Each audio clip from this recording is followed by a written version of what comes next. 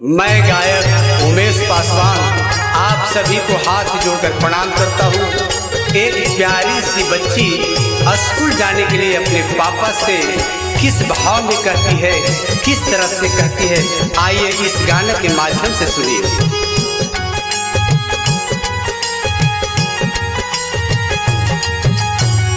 School में नमवाजी पापा लिखाइए देहो जी, कॉलेज में नमवाजी पापा लिखाइए देहो जी, रिंकिया के साथ जी पापा भेजाइए देहो जी, रिंकिया के संगे जी पापा भेजाइए देहो जी।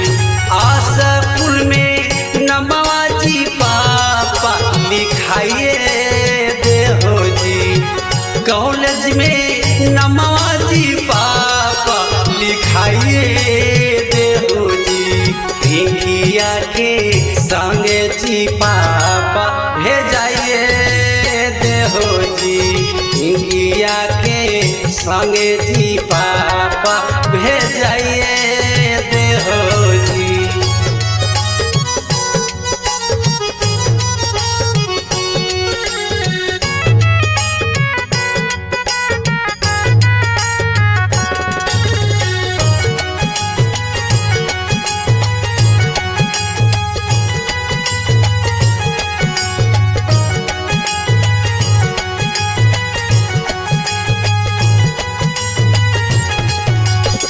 भैया के खातिर पापा दूध भात रोटिया जी, हमारा के बेरिया पापा कैला तुई ने दिया जी।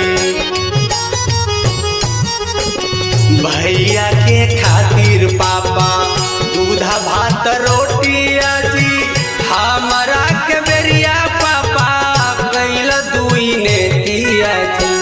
भैया की नियन जी पापा पढ़ाइए देहो जी, भैया के नियन जी पापा पढ़ाइए देहो जी, पिंकिया के संगे जी पापा भेजाइए देहो जी, कियारू के संगे जी पापा भेजाइए देहो जी।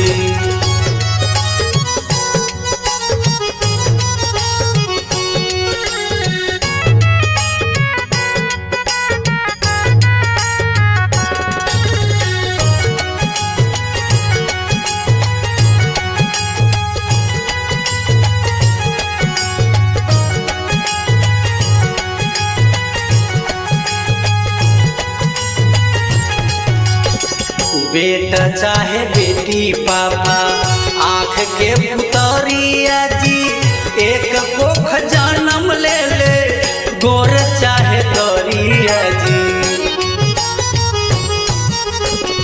बेटा चाहे बेटी पापा आँख के पुतरिया जी, एक कोख जन्म ले ले गोर चाहे तोरिया जी। दोनों के भेद जी पापा मिटाइए देहो जी, दोनों के भेद जी पापा मिटाइए देहो जी, रिंकिया के साथ जी पापा भेजाइए देहो जी, पूजावा के संगे जी पापा